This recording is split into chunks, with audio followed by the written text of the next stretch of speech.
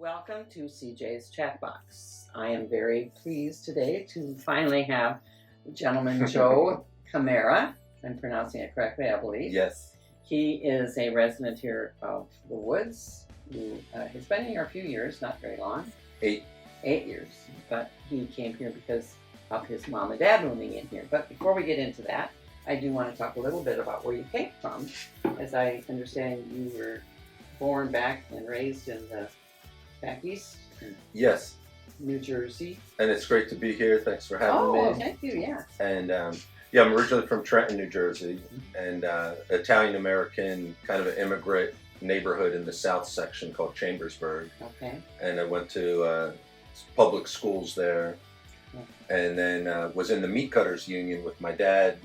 He was a butcher for A&P, Atlantic and Pacific Tea Company back there with the, supermarket butcher. But that was back in the days when you got the whole side of cattle in and had to take it on hooks, bring it in a big freezer. We just celebrated his 92nd birthday, and we think part of his longevity might be live 30 years in a refrigerator. That's probably it. Do you know what else made me think of that? Because I'd forgotten that you mentioned that he had been a meat cutter, but and the fact that I didn't realize that you had joined the union and worked with him. Because one of the things that I find precious is how close you are with your father, and the fact that you do everything with him. You play bocce with him, you go to the gym with him and everything, and you just recently got back from Vegas, taking him there for his birthday. But the fact that you were young and working side by side with him, that to me is something we don't see much of anymore, and it's so beautiful to hear. Yeah, I think there's a couple contrasts of Italians, not to stereotype, but I think are very family oriented, and so family was always important, and we were very close. We'd, have breakfast and dinner together as a family. I'm the youngest of 5 kids, so 7 of us sat down every day and had table conversation. Although I was the youngest, so I got away with not engaging too much. I feel like my parents talked to the older kids a lot. I just got to do what I wanted. You know what else is interesting is the fact that your wife, Ruth, is Filipino, and the fact that she's also a strong family-oriented background. And then when you, after you were married and after you've been in the service, and that you got her mom to come here. Yes. And that you lived with the kids, your kids, and Ruth and her mom, so that you could, again, have this extended family that you were so used to, and she was so used to, because some people that are not used to that, having grandma and all those people around. A multi-generational household, That sometimes is difficult to grasp, but it works for you. Yes, that's number one, really, and I feel lucky that both my grandparents on both sides of the family were alive when I was a kid, so I got to know them as well. My mom's parents would come over on Saturdays and take us to the store, and then my dad's parents he worked in a steel mill, and did a lot of work during World War II. They were working double shifts, but I remember him as a little man in his 70s that was really physically, though, like he gave everything to his job and his family as well. And that's strong work ethic. Yeah. Now, wasn't your mom Irish? Yeah, she's mostly Irish and mixed with some other Europeans. So you had, again, strong Irish, strong Italian. How can you go wrong? I mean, really? But what age were you when you went and decided to go into the ROTC down in Florida? So I just turned 18, I guess, August of 79. I had 2 years in the union and was making good money compared to my friends at the time, being an apprentice in the meat cutters union. Right. And the economy was atrocious, though. The late 70s under Jimmy Carter, things were in the tank. And so I remember my strong thought was, it'd be smarter to stay in the union, make money for 4 years, have a nest egg and seniority built up, and rather than go to college, spend a bunch of money, get out with a piece of paper that might be of value or might not. I might just owe a ton of money and have nothing. And the ROTC message blew that argument, solved that riddle for me, basically. That said, well, how about the government pays 100% of everything, books, fees, tuition, and at the time it was $100 a month spending money, which seemed like a good lot of money.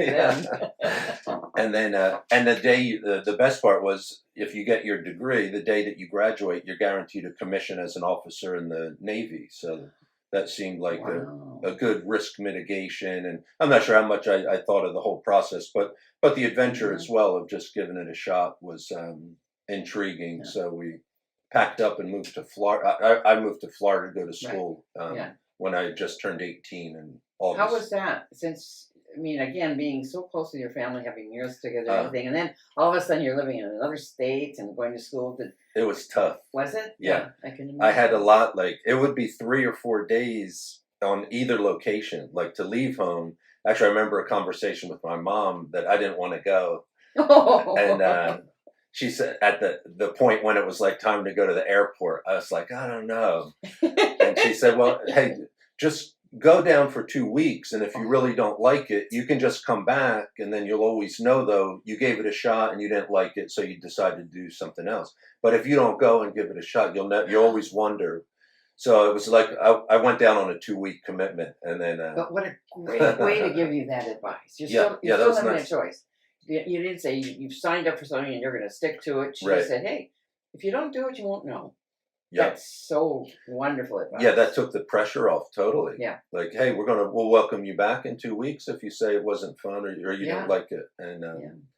and The other thing that I shouldn't say this, but it does. How did you ever choose physics and engineering as your? Was that always a love of yours or something? Because that's no, heavy duty stuff. that's what the Navy wanted. Oh, so they made that choice. Yeah. Oh, that makes sense now. Yeah, they wanted technical degrees, and actually, my high school yearbook I think says I wanted to be a commercial artist. That I always liked to draw and doodle, and thought if I could do something creative in the art world, that would be good. But yeah, when they started screening for the program, they definitely said a technical major. You know, you have more opportunity to get in, and that's what we need. Yeah. And they steered me that way a little bit. Yeah. Although the engineering, I've always had like a kind of a engineer's mind, I would say, of tinkering or wanting to understand how something works and take it apart. Again, this is exciting for me. The fact that yes, they said you're going to be into this, but that it fit you, that you found out, even though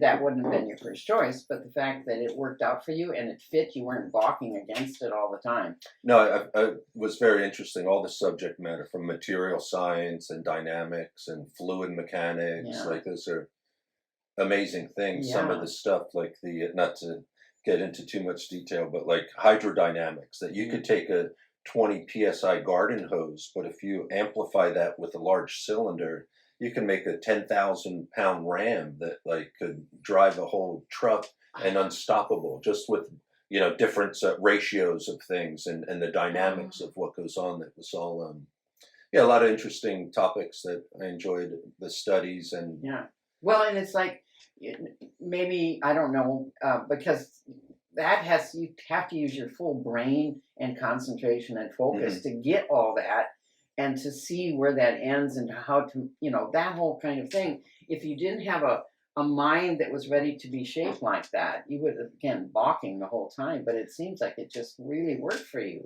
Yeah, and I guess one connection is I'm left-handed, and they say that's where like the creative side on the right side of the brain is, and I'm very visual. I always think in pictures, and when I can visualize something, I can translate it to equations or sentences and words and things, and it has something to attach to. Although I probably my hardest subject was linear math, it's called, which sounds really simple, but that's mathematics with no physical correlation. It's purely like theoretical forces that you can't even make a picture of what's happening. That was a challenge a bit that really took some extra effort to get through. But I was on a dual degree program for physics and engineering, and graduated in 4 years in 1983 from Florida Institute of Technology, and got my commission just like they said they would do.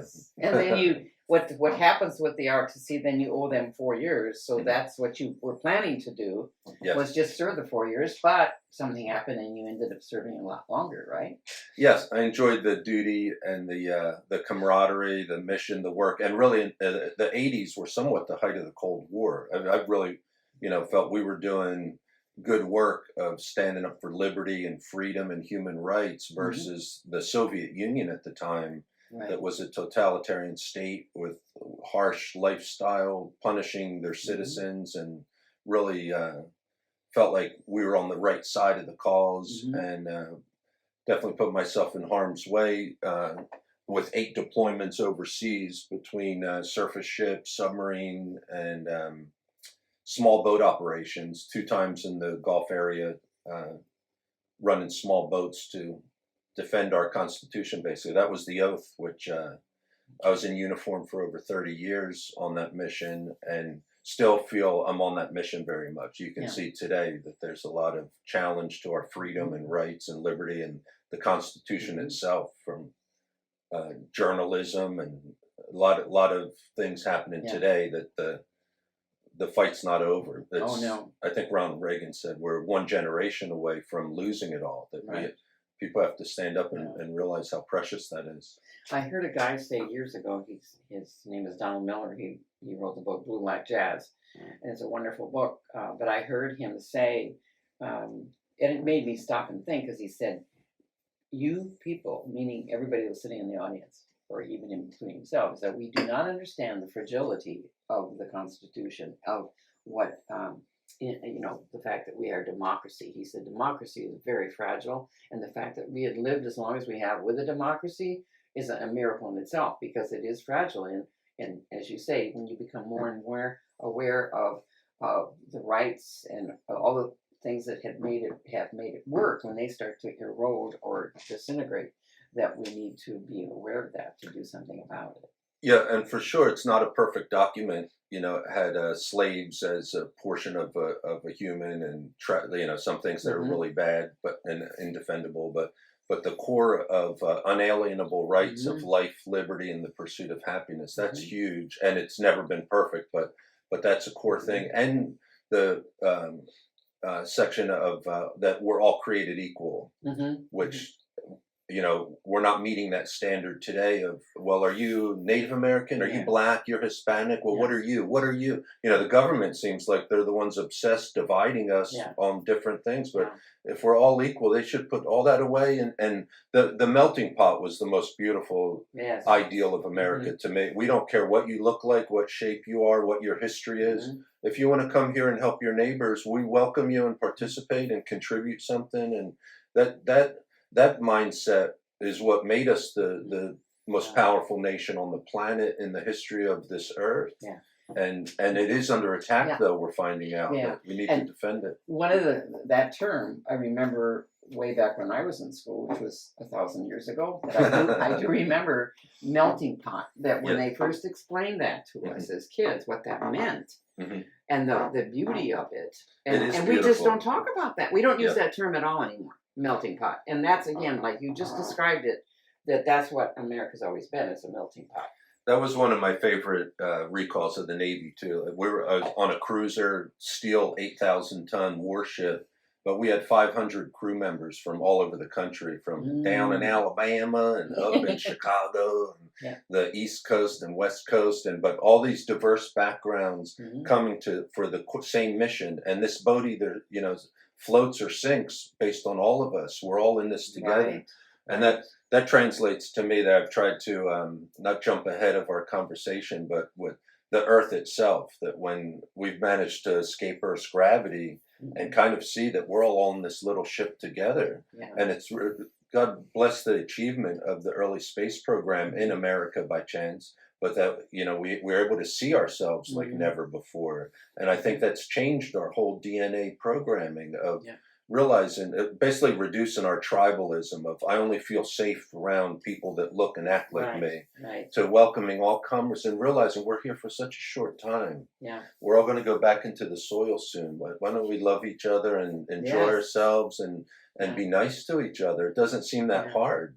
One of the things that you just talked about, being on a ship with 500 people, and they're all different nationalities and from different cultures and so on. That again, that's still what 30 years of that melting pot, that of being exposed to that, so that you're not just talking about it from your head. You've experienced being around all different shapes and solid colors. in practice every day. Yeah. And you need every able body to give whatever they have to give. And we all have different competencies and skill sets and aptitudes, and that's all fine, especially when you back each other up.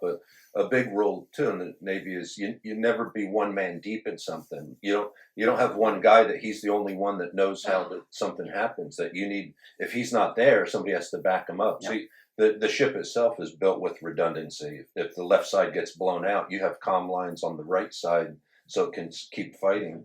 And that's how the crew is trained as well, that we all back each other up. It has to have balance. Especially on the small boats. We were operating with a 4-man crew, the boat captain, gunners, and engineer. But everybody had to know everyone else's job, of course, because they may need the backup. Right. I know that you mentioned a bit that you did serve not very long, but you did serve a bit on submarine. That was not a very pleasant experience, you said, because of the sleeping arrangements. Yeah, very compact, and you have to go through a psychological testing before they put you on there, because some people. I was claustrophobic actually the first couple nights. That I had to slide into my rack that seemed like a coffin to start with, and the first few nights on board, I didn't know any of the other crew members or anybody else, or how the ship got built or anything, and they tell us, okay, we're diving down into the ocean, and I forget it now, but I knew the pressure of every square inch on that container. And the thing actually shrinks when you're down there. You can feel the pressure. It makes sounds as it gets compressed.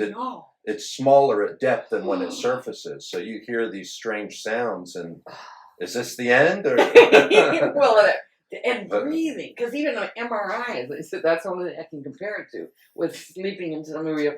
An MRI is like, I have to keep my eyes shut because I can't know that this thing is just only that far above me. And that's how far the bunks were. You said they were just so close. Yeah, very limited options. And but it was interesting. I feel like that was a kind of an epiphany of when you gain a trust in the organization and the physical vessel itself, then you can work and focus and put that in the back. It's always there to some degree. And actually, like the flooding or fire are the two general quarter probabilities where it's all hands on deck, and that's the most critical thing during normal peacetime steaming.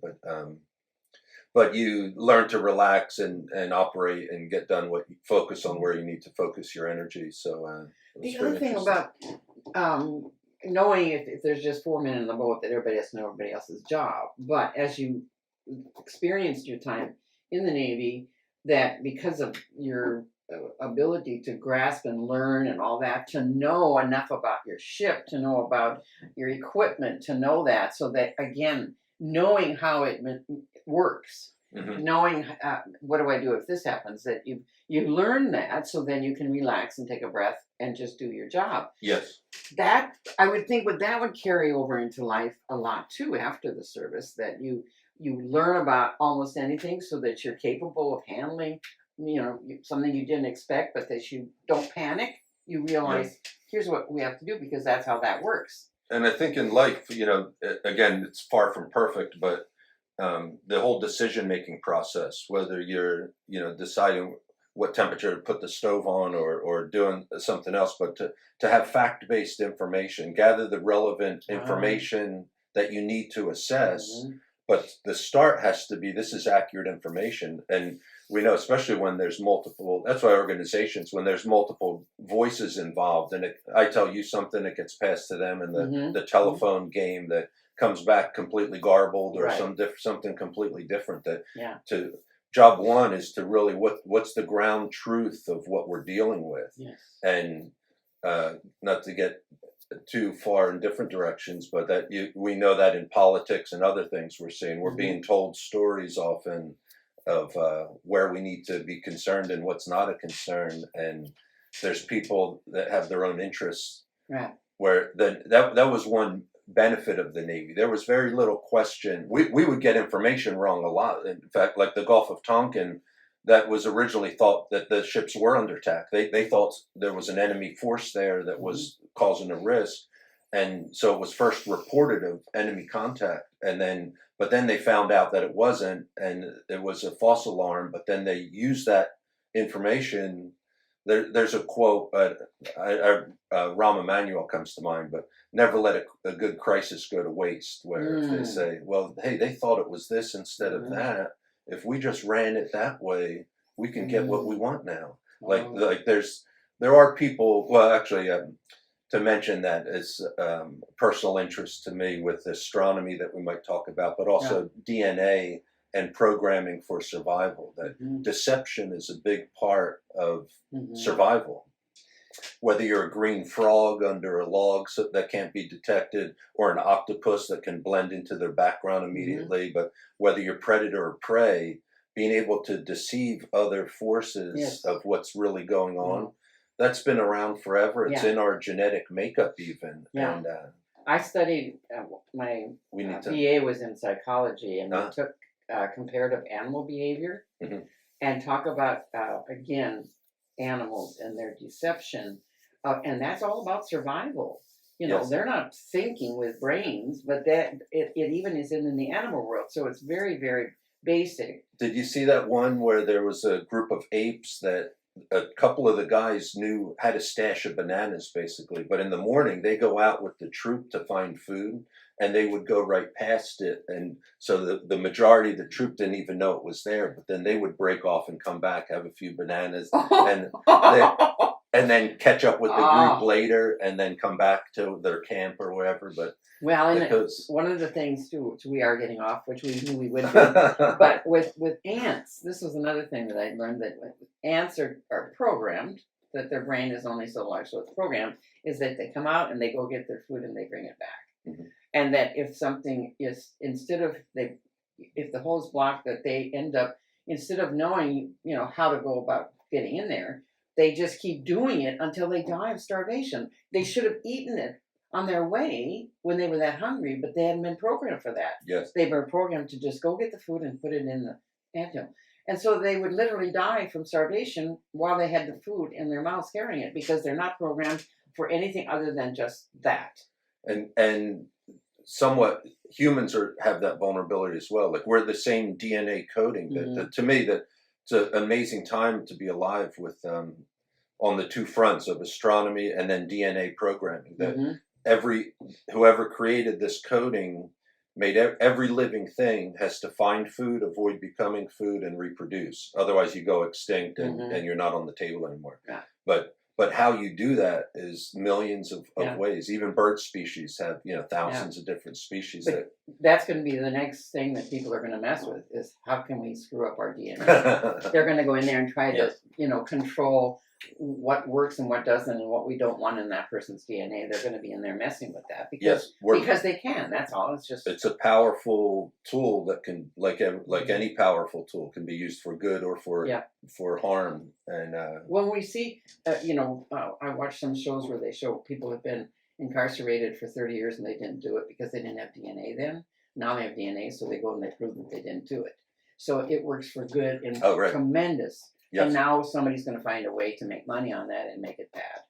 So that's and if we can on that, and if we'll edit it out or not, but the Germans during the war made rocket technology with, and you could argue, evil intent to cross the English Channel and harm people in London. Massive effort of technical advancement and knowledge for death and destruction. But then humanity reversed that and used that knowledge to escape Earth's gravity and venture into the universe and be able to look back on ourselves and see ourselves like never before. That Earthrise, it's called, I think 1968 on the before Apollo 11, must have been 8 or 9. But that image really, I think, imprinted on all of humanity, or anybody that's been able to see it and take it in.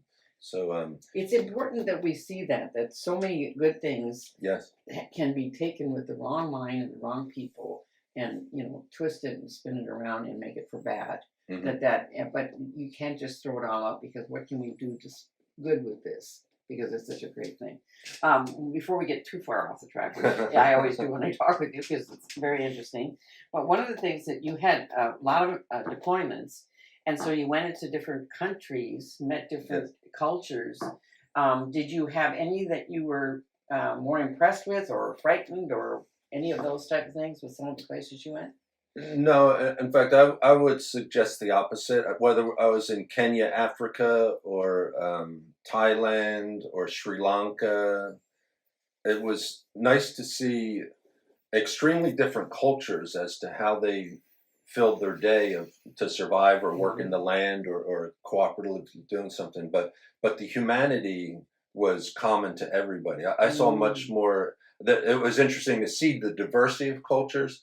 But the lasting impression to me was how beautiful people are. That the average person, when you sit down with them like this, it's a wonderful thing.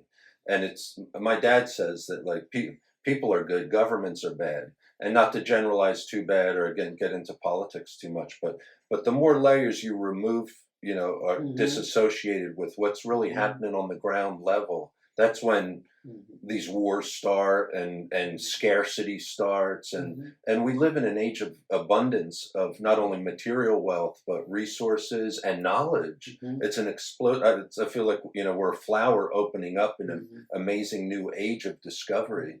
And but you see again that key word you said about if you remove yourself far enough away, then you can do the horrible things they do because they're no longer even human. They're just a thing there. I think Stalin was quoted as saying, one death is a tragedy, a million is just a statistic. Like once you start thinking well, there's 8 billion people, it might be good if 2 billion weren't here. Who knows what that thinking starts. With the media, I mean, even when which we don't anymore, read newspapers.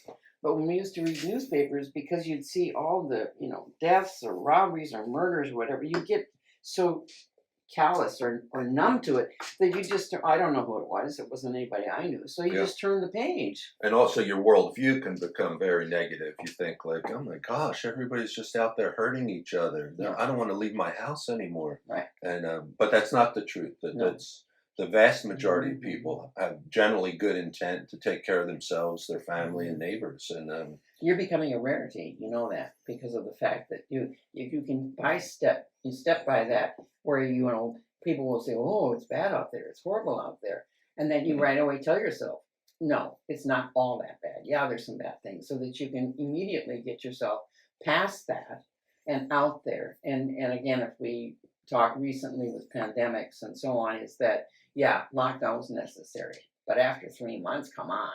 So I was then getting to start questioning everything. Yeah, 2 weeks to bend the curve, and then it's all of a sudden you can't go out unless you have your shots and have our proper card. Yeah. Which, so then to me, it's like we lose our logic and our rationality, and we can't think rationally anymore. And so that becomes a concern, and that I think that.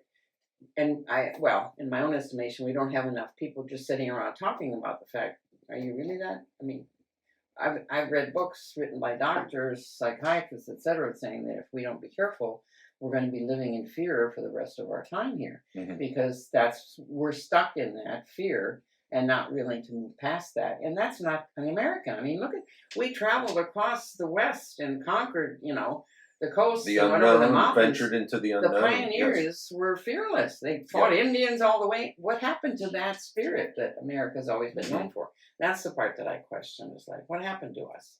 Have we been too, inundated with things that are not true, and we don't check it out? Well, the free media is a big part of what helped us, I think. There was Glenn Greenwald's done a lot of good work, a British journalist, I think he is. But I saw him just the other day on TV. He was. Oh yeah. But he's the one that interviewed Snowden, which that was so interesting. But he characterized our media that media used to be a separate entity that challenged the power. But now they've been their power's been recognized, and they've largely been swept into the power structure. That they're part of this club of. Hey, let's message this. If we say it's this, it's that. Yeah. One of the things, and again, I keep learning this, and it's irritating, but I used to watch, because he drove me crazy, I couldn't stand him, but Bill Maher, and the people that he would have on there, that if there was anyone from the right, they got just beaten to death. But he had a guy on there, a journalist for Rolling Stone magazine, and it was, I think, at the time that Obama was running for office. And he came on there to talk, and he said that, well, we weren't allowed to go into the actual debate, but he said, but the journalists could go into the spin room And I'm like, wow, they even have a room called Spin Room because every journalist put their spin on something that they weren't even hearing firsthand. I remember hearing that term, that they have a spin room, and it was to message and reinforce, no, this is what it's about, not that. But it's such a shame because I'm optimistic that we're in very turbulent times, but I think there's beautiful days to come for humanity. And even today, you could argue, with these cell phones, with a piece of glass with no moving parts, you wipe your finger on it, and you could have anything in the planet almost show up at your front door within a day or two. Yes. The richest kings in the world never lived that well. Literally, like the wealthiest people on the planet. And then the medical industry, has its warts as well. But in general, like appendicitis, that people would often perish from that. Right. And now, simple 10-minute procedure and they're back out playing golf or whatever they want to do. Yeah. So along with, as you said, that's what's so important is along with the decline of certain things, you also have to see that what has stayed stable and true, that you have to focus on that part of it, that it's in turmoil, but we have the faith that it's going to work out okay. So back to our discussion. And so you had all good experiences in going to these other countries. And so that is this part of just the camaraderie, the different experiences. Is that what led you to stay and make it 30 years instead of 4? Yes. And I got out. I had a struggle between becoming a father and staying in the Navy, which statistically that's very hard. The divorce rate's like double or triple, I think, the general population. And it's a lot of stress on everybody. And the kids often have to move multiple times. Yes. And so I made a personal decision once Ruth and I got married and started a family to go into the reserve. So I had a time up in Sacramento for 10 years I worked for Honeywell and had on the private sector time, I was very lucky to have a job. Basically, sales engineer was the title, but I had to put together projects and close deals and implement them. But if I was making my numbers, I controlled my daily schedule, so I could go to the soccer game or graduation ceremony or be there for a whole lot of their early years development and help out, volunteer at the school and such, and then work on the computer at night or whatever it took. Yeah. But that flexibility was very good. Well, and again, I'm going to go back to why I like talking to people about where they were born and who their parents are, because it shapes you. I mean, you're knowing, because you had such a good family and such a good dad and mom, that was to make sure I want to be a good dad, so therefore I have to make sure I can do that, and you did by going and getting into the reserve and getting out of that. So how important that is to you. So I wish we had more of you, dear. Not too many make those kind of choices, that are good choices that you made. I feel fortunate too that we were able to have Ruth be a homemaker. That we basically raised a family on one income. That I was basically the traditional. It doesn't work for everybody, and it doesn't work financially for everybody, and it doesn't work emotionally or other things. That if women want to pursue other interests beyond motherhood, but to me, that's, and I don't want to piss off the women's livers or anything, but we've been sold a bag of sham to a degree to say that, oh, you only want to be a mother? Why would you, not go out and have a career? But the most important career a woman can have is being a mother. Yes, and we're not told most important job on the planet. And it's the most rewarding and beautiful job on the planet. Most jobs, whatever you do, if you're artist even or engineer or anything, if you bail out in 2 weeks, somebody else will have your job. That you're not. It's not. You are dispensable in those jobs. But the relationship between the DNA of one generation to the next that raised and nurtured it, that's like the most precious thing in life. Like we mentioned earlier. We're born, we go around the sun a few times and then return into the soil. But while we're here to nurture the next generation and maybe equip them with life skills beyond what we had, like that's... Well, and again, because you come from such a tremendously Italian, strong family-oriented. And the fact to me, family is the core of civilization, is that if we lose family, which of course we don't have family units anymore, and therefore, again, if people don't see that the downside of that, yes, women can have a career, yes, women can be president, God forbid, but they can do all those things. But what's it costing us as a nation, as a world, without any family unit, raising our children? My son is doing a long-term sub down in Mississippi, and he subs middle school and high school. And he said, Mom, they have absolutely no interest in anything because no one cares. Their parents have died of overdose. Their grandparents were killed in a drug deal. And he said there's not anyone in there that cares a lick about anything because so they have no hope because nobody cares about them. Nobody says, are you going to have breakfast this morning? You have lunch money? There's none of that in their lives. It's hard for me to even grasp that in our country that we have no family caring, no grandparents, no. We know that I lived through. Many of my girlfriends ended up raising their grandchildren because their kids just went awry. But we don't even have that now. Yeah, so, I think the family unit is the most critical part of the fabric of society. Although a bit broader for sure of the, I think it's claimed out of Africa of that it takes a village. That like it doesn't have to be your own DNA either. It's more the mindset of just caring about your fellow man, and especially those that don't have your life experience, to share that and try and nurture them and help them. Well, you used to get that in the neighborhoods where you everybody looked out after everybody else and took care of one. Like Joe's getting into trouble, you better see to it. But they did it because they care about you. Now it's don't be talking about my kid. I'll raise my kid the way I want it. So there's not that mindset of we all need to work together to raise the next generation. We've lost that as well. So I was happy to do some volunteer work with USAA. Had a program where people in the business sector would go teach in schools for a week, and it was an Asian fellow, was my third grade teacher for all three of my kids. It's like a lot of names. I have trouble with that, but it'll come to me after.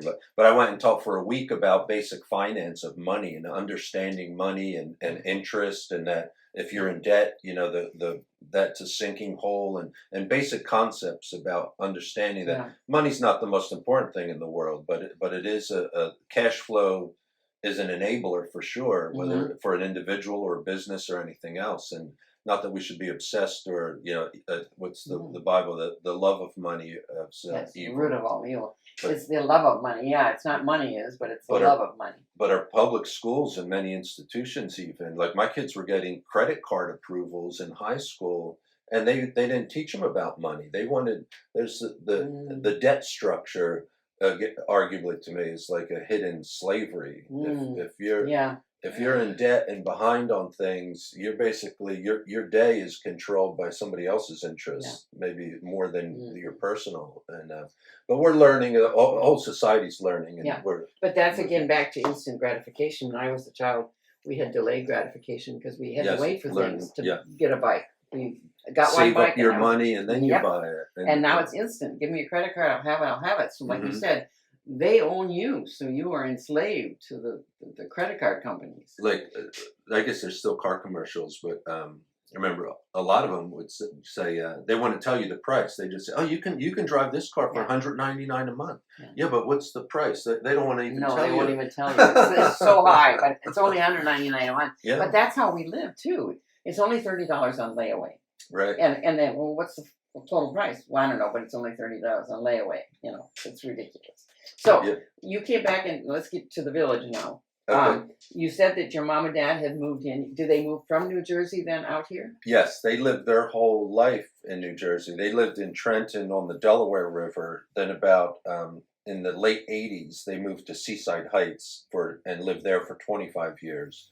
But during that time, I came out to California in 1984 and basically raised a family and had my career out here. Then one of my sisters moved out to Laguna Beach with her husband, and they lived here since 2003. And my parents used to fly out. They would visit once a year. They would visit them, then fly up to Sacramento or wherever I was at the time. The last 7 years, I was at Vandenberg Air Force Base on the Central Coast. Okay. And they would come up. But then they found out about Laguna Woods. None of us ever heard of it before, but a woman back in New Jersey mentioned it. She said, like, "Oh, I have a daughter at Laguna Beach," and she said, "Oh, you must know about Laguna Woods." And no, and she said, "Oh, it's a fabulous place. You got to check it out." And so she asked my sister to come look at this place, and she lived over there. I guess we're talking about 2010, like 6-7 years, and she never knew this existed. We're kind of a hidden treasure. Yeah. But she started exploring and told my mom, "Oh my gosh, this is incredible." Yeah. And then they came out and looked around, and it was much more my mom's decision than my dad's. She saw this and said, "This is it. This is where we want to finish up." Yeah. And so, and my dad thought she was crazy. He was so upset. Like he didn't want to move. He was 81 years old and spent his whole life there. And still had some family there. And but he came and then once they got settled in, he loves it. Now he loves the place. He's really enjoyed it. He's glad he came. Big part's the weather. That back east, especially as you get older, to not be able to go out and get fresh air, and the hazard of ice and snow in the winter climate. They acclimated literally, and then are very happy. But at the time, I was at Vandenberg, as I mentioned, and would drive 200 miles to come visit, sometimes on weekends. And then I remember my wife Ruth saying, "This is great. We should live here." And my head spun. It never crossed my mind, but then when I thought of it, why not? This is like Disneyland, or I've heard summer camp for old people, or That's a lot of analogies. But it's really a blessing, to wake up 5 different swimming pools to pick up from, different golf courses, the tennis and pickleball. It's really like I haven't seen anything like it. Although there's probably something comparable in Florida, but then you got the sticky humidity and rains every day, and like as far as the overall package of infrastructure, and I tell realtors that and prospective residents looking around that, hey, when you buy a unit, 90% of what you're buying is outside the windows. You get a bedroom, kitchen, and living room, but what you're really buying here is 250 different social clubs and your neighbors with interesting backgrounds from all over the world, and the social events, outdoor music. It's really well, and again, because that's one thing here, the activity of the people here is they, like you said, they just get out of bed, go out, and they're I golfed this morning, and or go take your swim, or there's so many things to do, and that's what keeps them young and active. That is that activity. So, but then your mom got ill. Pancreas.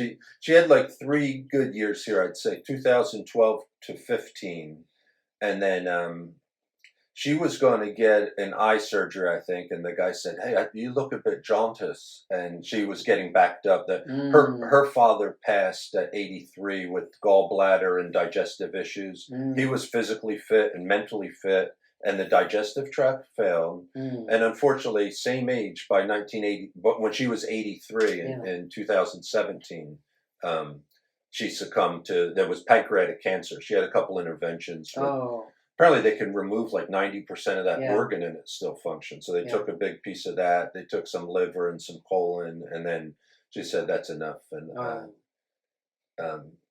how's your dad coping? I mean, you're so close to him, and he's close to the family, so I know that helps some. But so I'm here in the village with him. I see him every morning for coffee at 7:30 usually, and then we plan our day. We're going to go play bocce this afternoon.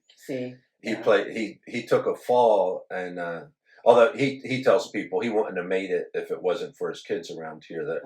My sister's in Laguna Beach. She was up and made us dinner last night when we came back from Vegas, and then I have another sister in New York that spends about half her year out here with him in his own manor. He has a manor, and we're both by Clubhouse, pretty close to Clubhouse 4.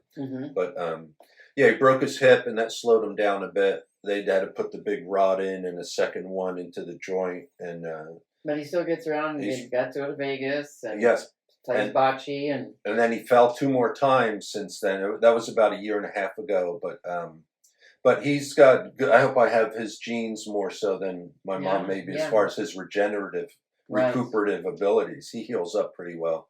And so last week he played bocce for the first time, 1 game, beat me 7-2. Well, He's a good thrower. I didn't let him win. He's a good player. Yeah. Him, I don't know if you know Don DiMaggio or I do. Santini. Some of these guys are and he has to have fun with those guys. legends on the court. But yeah, and the main thing, he like said, is talking to people. But he played a game last week, and then this morning I said, "You going to play a game again?" He said, "I'm going to play 2." Oh, good for him. So, well, then when you and Ruth moved in here, and then did you get involved with different clubs right away? I know you got involved with bocce fairly quickly. Yeah, not real aggressively. My parents were already with the Italian club and the bocce club, so we joined both of those. And they do some social events as well. And then I'm right by the art studio. I took a art class in acrylics and kind of tooled around. Mainly, my mom liked to go. There was a psychology class that was really nice up at the 19th restaurant in the meeting room there that had diverse professors from UC Irvine come and talk. They don't have that anymore, do they? No, actually, it was called I think it was philosophy, and it was a retired teacher who would just get these interesting speakers to talk about that would be the fun. latest knowledge on different things, and mainly kind of I wouldn't say tagged along, but whatever my mom was up for doing, I really enjoyed spending time with her. She was she raised 5 kids, but she was in Mensa and very analytical and she was a homemaker mostly, but managing a limited budget and making it work, and she's very competent. Well, you got some good DNA from her too then. That would I hope so, yeah. Definitely. So but what got you interested? I know that you're now very active with the astrology. Yeah, astronomy. Sorry. Yeah. Astronomy. How did you get involved in that? Did you just start going, or did you start it? We just started. I joined years ago. Oh, you know how it happened? I was still stationed at Vandenberg Air Force Base, and I put together a paper on. Not to get too into the details, but I was up in Vandenberg with the space program. We have on-orbit assets for the military, but there's also a lot of there's more civilian assets on orbit, like they call it GEO or LEO or MEO is the different orbit formations that give us certain capabilities for a whole amazing variety of things. But there's a challenge of the South Atlantic anomaly. There's a huge deviation in the magnetic field of the Earth, and that affects your on-orbit assets of gravitational variations and things. And so anyway, somewhat work-related, I was involved with that. But then I had a theory of that a large asteroid could have hit, because most of the planets that your orbits like this, and I'll try and keep this short, but basically I wrote this paper about the South Atlantic anomaly that could have caused the tilt of our axis and our spin, and that we have this large asymmetrical iron core that's causing that anomaly. And then if you look at South America and then the Antarctica, it looks like a big finger swept that continent and pushed it over there. Like there's physical geology evidence of an impact right there. So I put those two suppositions together, wrote a short paper, and then I was down here visiting my dad with a beautiful guy, Cal Calabrese. He's 103 years old. Oh my! But the name is beautiful. Yeah, Cal. Calabrese. He's the storyteller at the Bocce Club. He hasn't been back since COVID, but he's still alive and well. He's up at Gate 7 and takes a walk every morning still with his wife. But but I told him about the paper, and he said, "Oh, you should share that with the."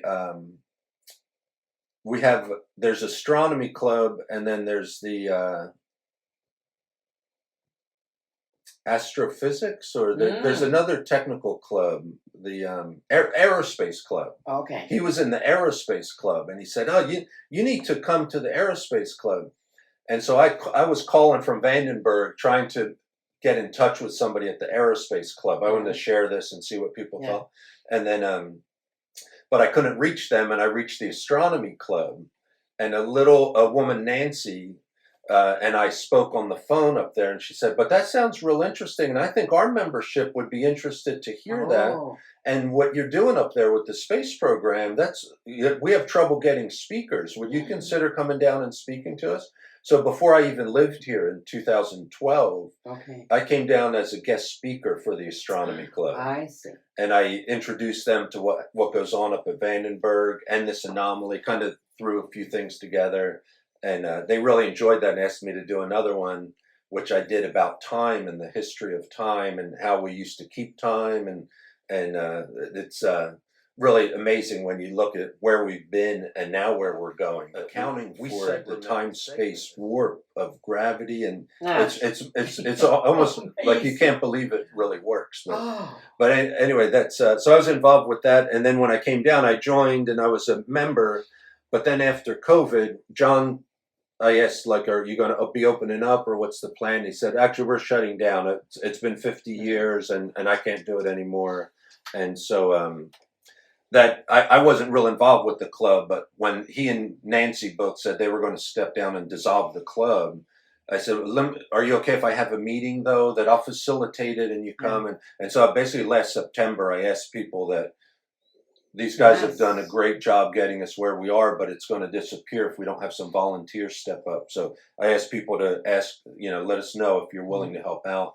And we found a few really good people that have stepped up to the plate. And now you're thriving. Now we're thriving. Yeah, we tripled the membership, and we have 3 field trips planned. We had a great one up to the planetarium and Orange Coast College, and well, that's wonderful. And the town supported us. I mentioned Lisa Hart interviewed me for a little. Let people know on Channel 6. You're back and running. And the Globe made a nice article about our 50-year anniversary. And wonderful. Really that's fun. one of the loves that you have. But I do know that you are also involved with something in the village called Liberty Matters. Yes, that's a brand new organization. It's not even a club. It's an informal gathering of concerned citizens, I would call it. We do have a concerned citizens club. I've seen that one. I was a member there for a while as well, but this was more about 5 ladies in the village that were concerned about the vaccine mandates, basically. Oh, I see. And felt that there was this, then that the goalposts keep moving, and well, just do this and just do this, and then basically just do what we say, and then you'll have your freedom. Yeah. But wait. Isn't freedom that doesn't compute really? Yeah, it's like trust the science. Science is about questioning things, test and inspect all the time, because often what you think you're seeing isn't what you're seeing, and to say don't be inquisitive. Like science is fixed, and it's what we say it is, and believe it. Like those are just a couple examples of a whole list of things that weren't fitting for them, but mainly the stress of they were being told they can't go socialize with their neighbors unless you get this government issued certification that you've been injected properly. Yeah, that was a bridge too far for them, and they were stressed out, and it was more just to find that to share that concern of I guess I don't know if misery loves company, but to realize there's other people, they found that very soothing. Like, oh my God, I thought I was the only one. So I forget how it was. I wasn't involved, but I heard, I think in January, and I live in a garden villa, that they were growing so fast they didn't have enough room to meet. They were just meeting at different people's manors. So by like the 3rd meeting,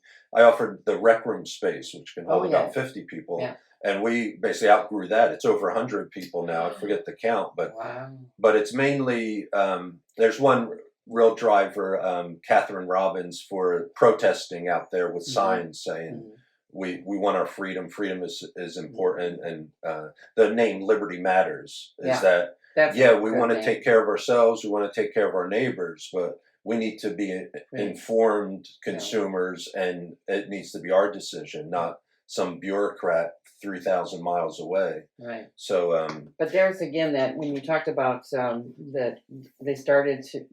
What concerns me is, have we forgotten how to think? Is anybody asking us anymore? What do you think? Instead of well, they say this and they say that. I know, but what do you think? Based upon what? Because then, if you don't have any reason, I don't know what I think. Well, then figure it out. We should have natural curiosity to find out. As you said, science is about questioning things. If you don't have the curiosity to do that, then you're going to take everybody else's word for it. And as much as I enjoyed my career overall of being in the military, generally that's towing, you toe the line and follow orders, long as it's not illegal. But that questioning of things, I've used that in a couple presentations. You're quite involved in this, and many, many different things. Some of them are very political, some of them are scientific, and I like both of those. It means your gray matter is definitely moving around. And I know that even though we don't have a lot of time today to go into some of these other interests you have, I know you're very involved with political things. You're with the congressional and some of the people that you support. You don't just say things, you get involved in it. And that part, more of us could be doing instead of just flapping our lips and talking about stuff, but actually put it into action. So that, I think, is necessary for us as well. Yeah, and I think on balance, spending time with my dad is a priority, of course, but then the politic work, a little bit with the Republican Club and the Tea Party, I'll be making a presentation to next month and look forward to that. But on balance with the music out here and being able to just enjoy the moment as well. Yeah, that you have to be able to apply yourself, but then to step away from things as well. And Laguna Woods gives us so much ground, fertile soil to do that. That there's no reason you can't fill your day with whatever works best for your own well-being. And it's just been really a joy to be living here and have beautiful neighbors like you. Yes, well, and it's a joy to meet people like yourself and find out that there's more than meets the eye, because you definitely have got so many interests and you are so knowledgeable. And that's the part that I love when I get in a conversation, and why we just can rattle on forever. Yes, because I'm sure if I threw anything else out there, you would have experience on that and have had, because you're just that kind of a person. And again, being able to see all the things you're involved with, and yet the first priority is your dad and your wife and your kiddos. And I know your kiddos are married, and one's in Australia and the others are not. Yeah, I just became a granddad for the first time. April 21. Welcome little baby Giles into our family. Have you seen him? So have you been able to hold him? No, it's we've seen him on FaceTime, and to see the curiosity behind his eyes already, it's so refreshing that we should all wake up every day like that. See the world as opportunity and adventure. And their plan is Australia has very good family leave policies. She's going to take a whole year off. Wonderful. And Baz is her husband, Sebastian. We call him Baz, but great guy, great family. And in August, they plan to come out and spend a couple months out here. So fabulous. We'll have a lot of time with baby Giles. And and it sounds like if he's got this curiosity look, he's already got his grandpa's DNA, right? Anyway, I can't thank you enough, Joe. This has been fabulous. My pleasure. Thanks for having me. Well, it is going to stop here, because I'll probably meet you around the corner again saying, guess what, I'm doing another show, and I want you to be a part of it. So keep your calendar open. How's that? Will do. Thanks. Thank you. Once again, I have to say farewell to my wonderful guest. So hope you enjoyed it. I'm sure you learned a great deal. So until next time, Joe, thanks again. Thank you. And come to our astronomy club. Yeah.